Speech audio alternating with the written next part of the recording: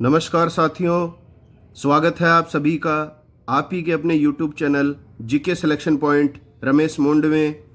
साथियों, Indian geography भारतीय भूगोल के अंतर्गत आज मैं एक नया अध्याय आपके बीच लेकर आया हूं, भारत में कृषि। इसमें साथियों आज अपन 3 तथ्यों के बारे में जानकारी प्राप्त करेंगे और तीनों के तीनों जो तथ्य हैं वो परीक्षा की दृष्टि से वेरी इंपॉर्टेंट हैं। एक तो साथियों हम पढ़ेंगे भारत में कृषिगत क्रांतियां, इनके बारे में हम संपूर्ण रूप से अध्ययन करेंगे। एक हम कृषि विज्ञान की शाखाओं के बारे में पढ़ेंगे और तीसरा जो बिंदु रहेगा हमारा वो रहेगा भारत में प्रमुख कृषिगत अनुसंधान केंद्र। तो कृषिगत क्रांतियां, कृषि विज्ञान की शाखाएं और कृषिगत अनुसंधान केंद्र, ये 3 ऐसे बिंदु हैं साथियों भारत में कृषि के संदर्भ में जिनमें से प्रश्न आने की संभावनाएं सर्वाधिक रहती हैं। और ये जो टॉपिक है भारत में कृषि, ये 2 भागों में मैं प्रदर्शित करूंगा आपके बीच। पहले भाग में ये 3 बिंदु होंगे, दूसरे भाग में हम लोग भारत में उत्पादित सभी फसलों के बारे में विस्तार से अध्ययन करेंगे और उसी भाग में आपको कृषि से संबंधित महत्वपूर्ण बिंदु जो है वो भी आपके बीच में मैं प्रस्तुत करूंगा। तो शुरुआत करते हैं आज की वीडियो की। सबसे पहला बिंदु है साथियों भारत में कृषिगत क्रांतियां। देखिए, सबसे पहले हम लेंगे, वेरी इंपॉर्टेंट है, हरित क्रांति, ग्रीन रेवोल्यूशन। सबसे ज्यादा परीक्षाओं में पूछी जाती है क्रांति। सबसे पहला प्रश्न यही बनता है साथियों कि ये क्रांति किससे संबंधित है। जैसे आपको दे देगा खाद्यान्न उत्पादन से संबंधित है, दूध उत्पादन से संबंधित है, मत्स्य उत्पादन से संबंधित है। इस हिसाब से तो खाद्यान्न उत्पादन से संबंधित क्रांति कौन सी है? हरित क्रांति। अब देखिए साथियों, ये तो सबसे मेन प्रश्न हो गया कि किससे संबंधित है। हरित क्रांति खाद्यान्न उत्पादन से संबंधित है। कई बार परीक्षाओं में इसका अर्थ भी पूछा जाता है कि हरित क्रांति का क्या अर्थ है, हरित क्रांति से क्या तात्पर्य है। तो सीधा सा है, कृषि में आधुनिक विधियों का उपयोग कर प्रति एकड़ फसल की उपज को बढ़ाना। मतलब कृषि के क्षेत्र में नई नई तकनीकों और टेक्नोलॉजी को हम विकसित करके प्रति एकड़ फसल की उपज को जो है बढ़ाना क्या कहलाता है? हरित क्रांति कहलाता है। तो हरित क्रांति का सामान्य से अर्थ आप क्या बताओगे? कृषि के क्षेत्र में आधुनिक तकनीकों का प्रयोग करके फसलों की उपज को बढ़ाना क्या कहलाता है? हरित क्रांति कहलाता है। अब देखिए साथियों, इसमें 2 प्रकार के व्यक्तियों के नामों से संबंधित प्रश्न आते हैं। एक तो आता है भारत में हरित क्रांति का जनक। तो देखिए, सबसे पहले हरित क्रांति प्रारंभ हुई थी अमेरिका में। ये याद रखिए, अगर आपको देशों के संदर्भ में प्रश्न आ जाए कि सर्वप्रथम हरित क्रांति का प्रारंभ किस देश में हुआ, तो वो हुआ था अमेरिका में। लेकिन अगर प्रश्न में भारत आ जाए, भारत में हरित क्रांति का जनक या संस्थापक जो माना जाता है वो माना जाता है एमएस स्वामीनाथन। एमएस स्वामीनाथन थे भारत में हरित क्रांति के जनक। और इन्हीं के नाम से जो है हमारी भारत सरकार पुरस्कार भी देती है। कृषि के क्षेत्र में अद्भुत असाधारण कार्य करने वाले व्यक्तियों को दिया जाता है प्रत्येक वर्ष स्वामीनाथन पुरस्कार। तो ये आपको ध्यान में रखना है। इसके अलावा देखिए साथियों, अगर प्रश्न में आ जाए विश्व में हरित क्रांति का जनक, भारत में हरित क्रांति का जनक तो एमएस स्वामीनाथन बताएंगे। अब अगर विश्व का रेफरेंस दे दे तो विश्व में है नॉर्मन बोरलॉग। तो नॉर्मन बोरलॉग जो थे ये अमेरिका देश से संबंध रखते थे, तो विश्व के संदर्भ में आ जाएगा नॉर्मन बोरलॉग। अब कई बार क्या होता है साथियों, क्योंकि प्रश्न कोई सा भी आए, चाहे भारत में आए चाहे विश्व में आए, नाम ये दोनों आपको ऑप्शन में मिलेंगे। कई बार सीधा सा प्रश्न आ जाता है कि न तो प्रश्न में भारत शब्द आता है न विश्व आता है, सीधा प्रश्न आता है कि हरित क्रांति का जनक किसे माना जाता है। तो ध्यान में रखिए साथियों, हमेशा उत्तर आएगा नॉर्मन बोरलॉग। भारत में आए तो स्वामीनाथन आएगा, विश्व में आए तो नॉर्मन बोरलॉग आएगा। और अगर प्रश्न सीधा सा आए कि हरित क्रांति का जनक किसे माना जाता है तो उत्तर आएगा नॉर्मन बोरलॉग। हो जाए अगर आपको ऑप्शन में नॉर्मन बोरलॉग नहीं दे उस परिस्थिति में, तब आप उत्तर कर सकते हैं एमएस स्वामीनाथन। अगला देखिए साथियों, इसमें प्रश्न बनता है कि भारत में हरित क्रांति आज तक कितनी बार लाई जा चुकी है? 1 बार, 2 बार, 3 बार, 4 बार। तो 2 बार आज तक भारत में हरित क्रांति, ग्रीन रेवोल्यूशन लाया जा चुका है। एक तो 1966-67 में और एक लाया गया था जुलाई 2000 में। तो 2 बार भारत में हरित क्रांति आई है। एक अगर आपको सिंगल वर्ष दे तो आप कर देना 1967 और जुलाई 2000 में। तो कौन से 2 वर्षों में आई है? 1967 और 2000। तो ये इसी तरह से आता ज़्यादातर वर्ष 1966-67। तो ये आप ध्यान में रखिए और एक ध्यान में रखिए वर्ष 2000। जैसे आ जाए नवीनतम हरित क्रांति किस वर्ष आई, तो ये आई थी जुलाई 2000 में। अब देखिए साथियों, अगला प्रश्न आता है फसल के संदर्भ में कि हरित क्रांति से कौन सी फसलों के उत्पादन में वृद्धि हुई है। तो हरित क्रांति से गेहूं तथा चावल के उत्पादन में वृद्धि हुई है। तो ये है हरित क्रांति से संबंधित बातें। एक देखिए साथियों, आगे मैं आपको भाग 2 में जिक्र करूंगा इस बात का कि भारत में किस संस्थान को हरित क्रांति का अग्रदूत माना जाता है। तो भारत में किस संस्थान को हरित क्रांति का अग्रदूत माना जाता है? तो गोविंद वल्लभ पंत कृषि विश्वविद्यालय को जो है वो भारत में हरित क्रांति का अग्रदूत माना जाता है। उत्तराखंड राज्य में स्थित है ये विश्वविद्यालय कृषि का, और भारत में स्थापित होने वाला पहला कृषि विश्वविद्यालय था उत्तर प्रदेश कृषि विश्वविद्यालय। लेकिन आगे चलकर जो है इसका नाम परिवर्तित करके कर दिया गया था गोविंद वल्लभ पंत कृषि विश्वविद्यालय। अगला पॉइंट है इसमें श्वेत क्रांति। देखिए साथियों, हरित क्रांति और श्वेत क्रांति तो आप सभी जानते हैं, मोस्ट इंपोर्टेंट है। श्वेत क्रांति किससे संबंधित है? दूध उत्पादन से संबंधित है। श्वेत क्रांति के जनक अगर आपसे पूछे जाएं तो आप बताएंगे डॉक्टर वर्गीज कुरियन। एक प्रश्न आता है ऑपरेशन फ्लड का संबंध किससे है। तो ऑपरेशन फ्लड का संबंध जो है वो किसी बाढ़ से नहीं है। फ्लड का मतलब मोस्टली अपन क्या बोलते हैं, बाढ़ होता है, लेकिन साथियों यहाँ पर ऑपरेशन फ्लड का संबंध है दूध उत्पादन से। या फिर एक प्रश्न आ जाता है ऑपरेशन फ्लड योजना किस वर्ष प्रारंभ की गई थी। तो ये वर्ष 1970 में प्रारंभ की गई थी ऑपरेशन फ्लड योजना। तो दूध उत्पादन या श्वेत क्रांति का हिस्सा है ऑपरेशन फ्लड, अच्छी तरह ध्यान में रखिएगा। तीसरा है नीली क्रांति, ब्लू रिवॉल्यूशन। नीली क्रांति साथियों संबंधित है मत्स्य उत्पादन से। मत्स्य उत्पादन से संबंधित क्रांति कौन सी है? नीली क्रांति है। और नीली क्रांति का जनक किसे माना जाता है? अरुण कृष्णन। वैसे साथियों जनक के संदर्भ में हरित क्रांति और श्वेत क्रांति के बारे में ही परीक्षाओं में प्रश्न आया है आज तक, लेकिन फिर भी जो तथ्य मुझे मिले हैं वो मैंने आपके बीच में प्रस्तुत किए हैं। नीली क्रांति का जनक अगर आपसे पूछा जाए तो कौन व्यक्ति आएगा? अरुण कृष्णन। अगला है पीली क्रांति। पीली क्रांति येलो रिवॉल्यूशन, ये संबंधित है खाद्य तेल तथा तिलहन उत्पादन से संबंधित। तो खाद्य तेल तथा तिलहन उत्पादन से संबंधित मोस्टली परीक्षाओं में यही आता है, तिलहन उत्पादन से संबंधित क्रांति है। आपको ऑप्शन में दे देगा हरित क्रांति, नीली क्रांति, पीली क्रांति, गुलाबी क्रांति। तो तिलहन उत्पादन से संबंधित क्रांति कौन सी है? पीली क्रांति। अगला है गुलाबी क्रांति। गुलाबी क्रांति ये संबंधित है झींगा मछली उत्पादन से संबंधित। तो झींगा मछली उत्पादन से संबंधित क्रांति हो गई गुलाबी क्रांति, और मत्स्य उत्पादन से संबंधित हो गई नीली क्रांति। और गुलाबी क्रांति में अहम भूमिका जो निभाई है इस क्रांति को लाने में, वो निभाई है दुर्गेश पटेल ने। तो ये नाम आपको ध्यान में रखिए अच्छी तरह है, आगामी परीक्षाओं में निश्चित रूप से आ सकता है। गुलाबी क्रांति में अहम भूमिका निभाने वाले व्यक्ति कौन रहे हैं? दुर्गेश पटेल रहे हैं। अगली क्रांति है घुसर क्रांति। घुसर क्रांति संबंधित है साथियों उर्वरक उत्पादन में वृद्धि से।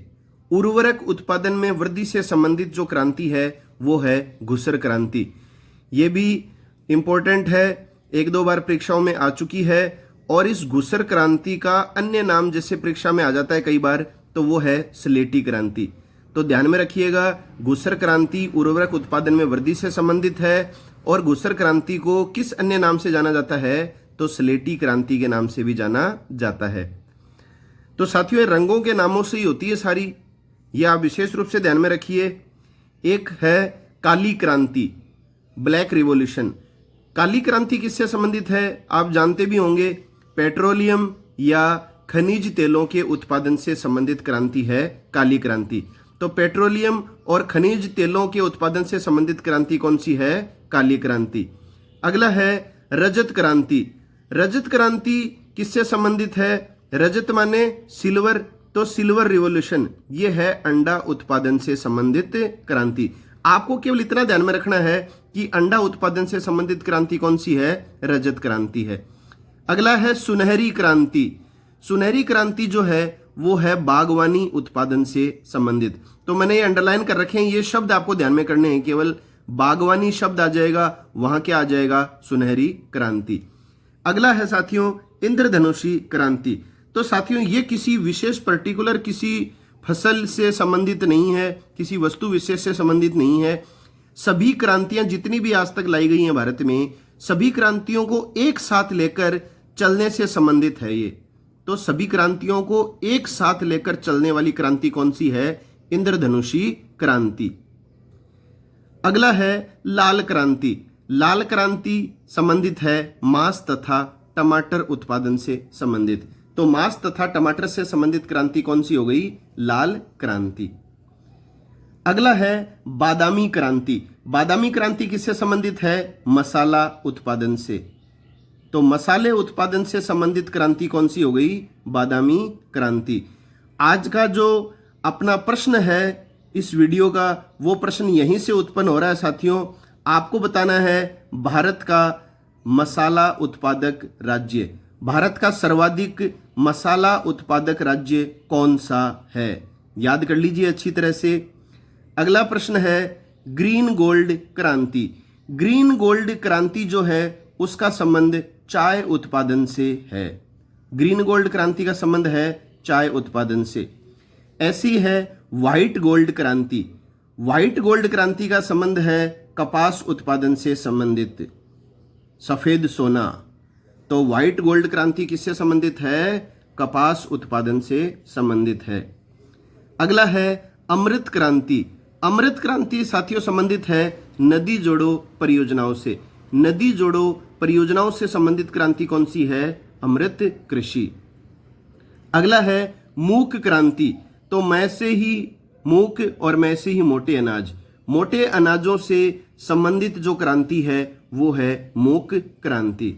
हो सकता है साथियों आप में से कई प्रतियोगियों ने ये नहीं पढ़ रखी होंगी, लेकिन मैं आपके बीच में सारी की सारी क्रांतियां लेकर आया हूं और इनमें से सुमेलित करने के संदर्भ में कोई सी भी क्रांति आ सकती है।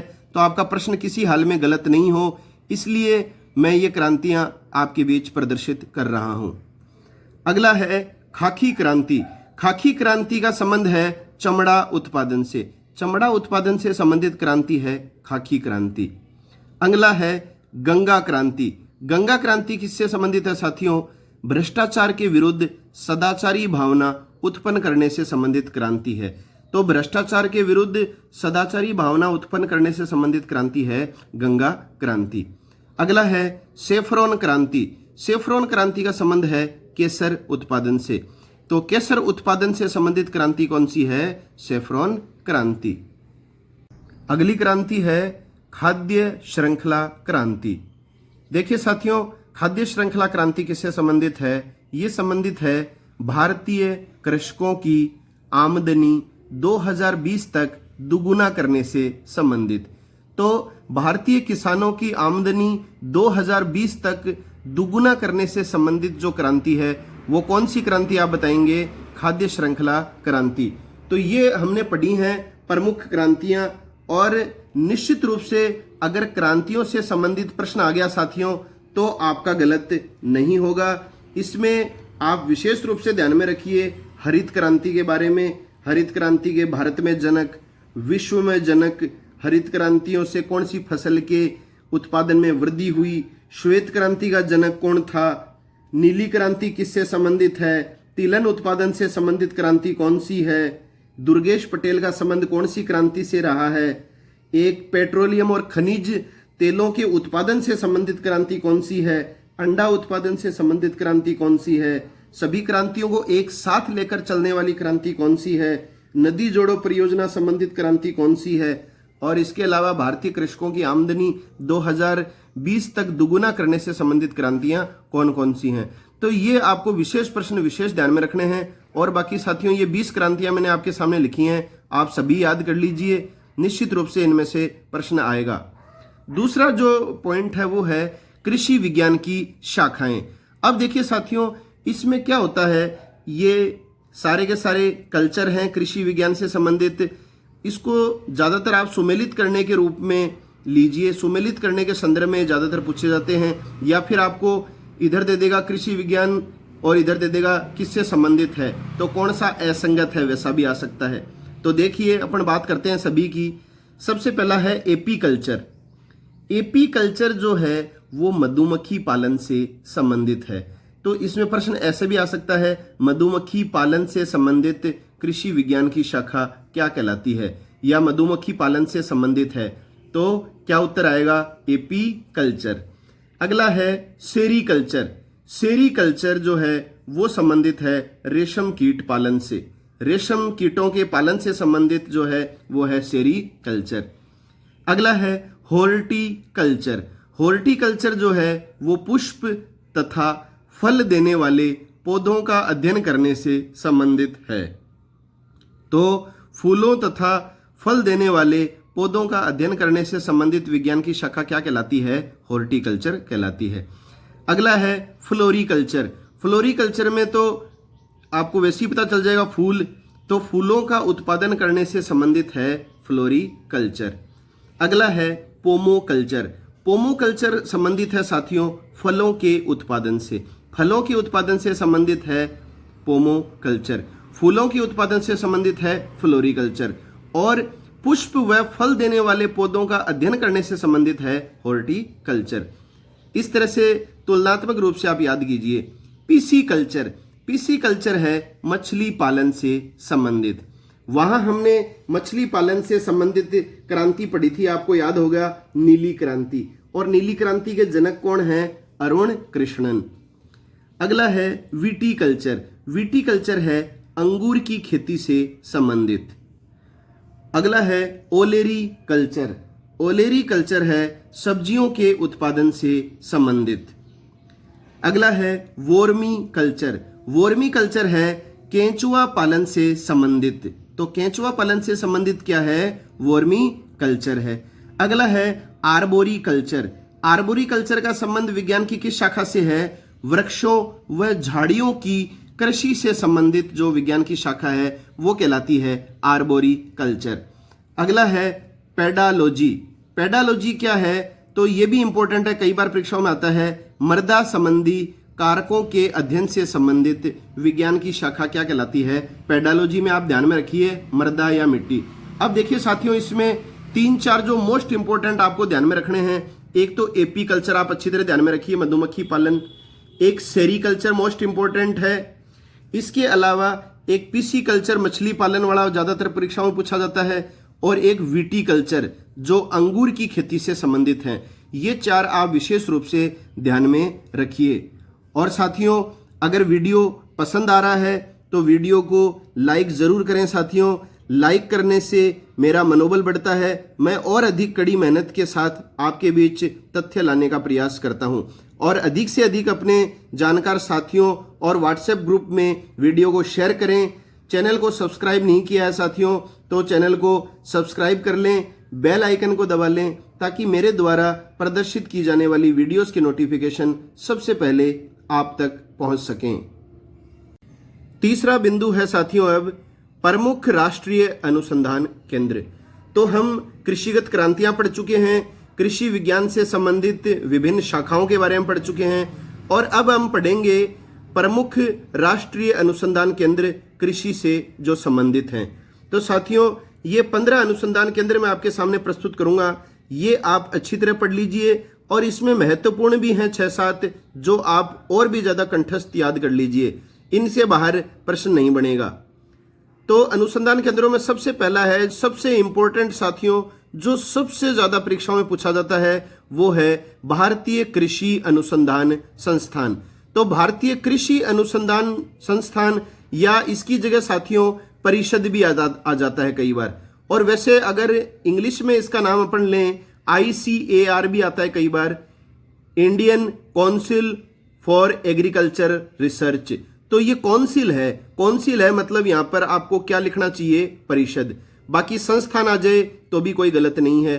तो प्रश्न आता है भारतीय कृषि अनुसंधान परिषद या भारतीय कृषि अनुसंधान संस्थान या ICAR, Indian council for agricultural research, ये संस्थान कहाँ स्थित है, ये है नई दिल्ली में। अब देखिए साथियों, इसमें आपको एक बात ध्यान में रखनी है, प्रारंभ में जो ये ICAR संस्थान था ये पूसा बिहार में स्थापित किया गया था, पूसा बिहार में स्थापित किया गया था तथा पूसा में भूकंप आने पर जो है इस संस्थान का हेडक्वार्टर या मुख्यालय कहाँ स्थानांतरित कर दिया गया, नई दिल्ली में स्थानांतरित कर दिया गया है। हालांकि जो इसका वर्तमान में हेडक्वार्टर है, भवन है, उस भवन का आज भी नाम क्या रखा गया है, पूसा भवन। हालांकि नई दिल्ली में है, फिर भी बिल्डिंग का जो नाम है वो पूसा भवन ही है। ये इंपॉर्टेंट है, ध्यान में रखिए। अगला है केंद्रीय तंबाकू अनुसंधान संस्थान, ये भी मोस्ट इंपॉर्टेंट है, राइट लगा देता हूं, जो बहुत ज्यादा मोस्ट है। केंद्रीय तंबाकू अनुसंधान संस्थान है आंध्र प्रदेश के राजमुंद्री स्थान पर। देखिए साथियों, इसमें आपको कभी भी राज्य नहीं देगा, ये आप ध्यान में रखिए, आपको स्थान ही पूछा जाएगा।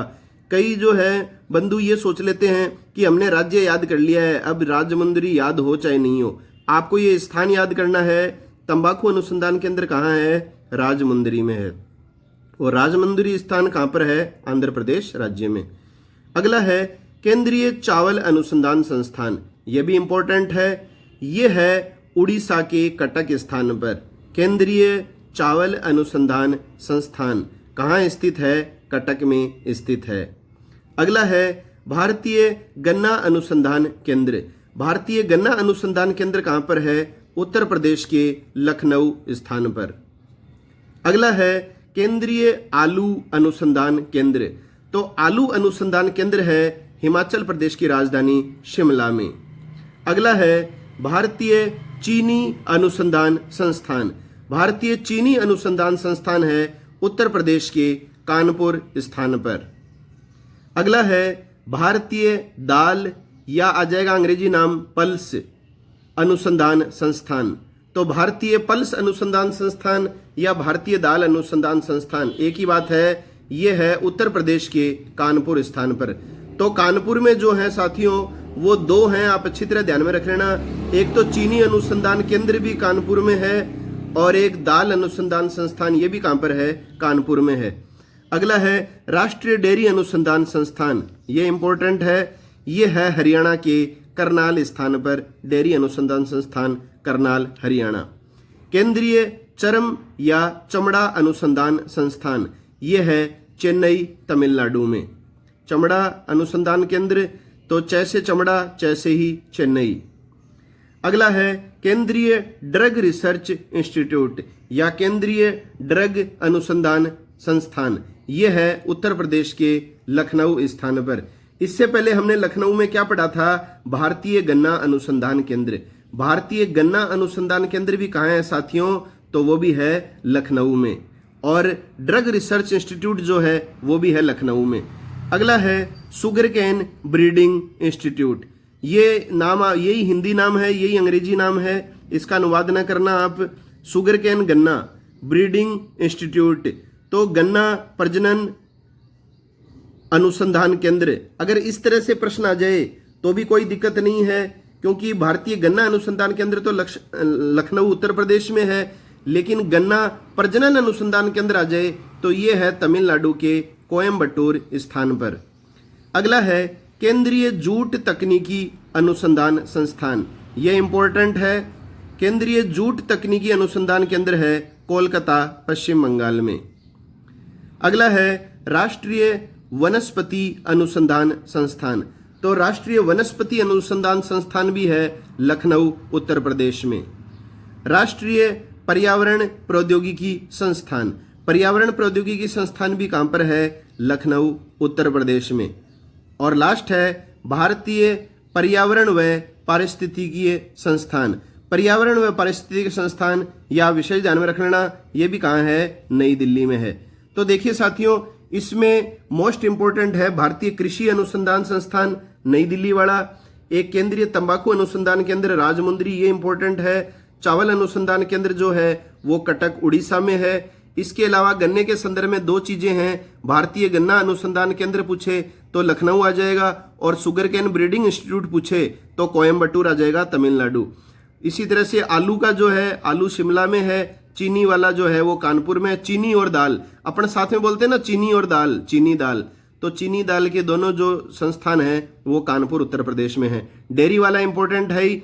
तो हरियाणा के लोग कितने हट्टे कट्टे होते हैं, ओलंपिक सभी खेलों में मेडल जीत रहे हैं, आजकल स्वर्ण पदकों के बिना बात नहीं कर रहे हैं, तो अपने भारत का गौरव बढ़ा रहे हैं अंतर्राष्ट्रीय और राष्ट्रीय स्तर पर। तो दूध पी रहे हैं, इसलिए इनमें ताकत आ रही है, हम सबको पीना चाहिए। तो डेयरी अनुसंधान संस्थान कहाँ पे है? करनाल, हरियाणा में। इसके अलावा चमड़ा वाला मैंने आपको बता ही दिया, जैसे चमड़ा, जैसे चर्म या जैसे ही चेन्नई। ड्रग वाला जो है वो लखनऊ में है ही।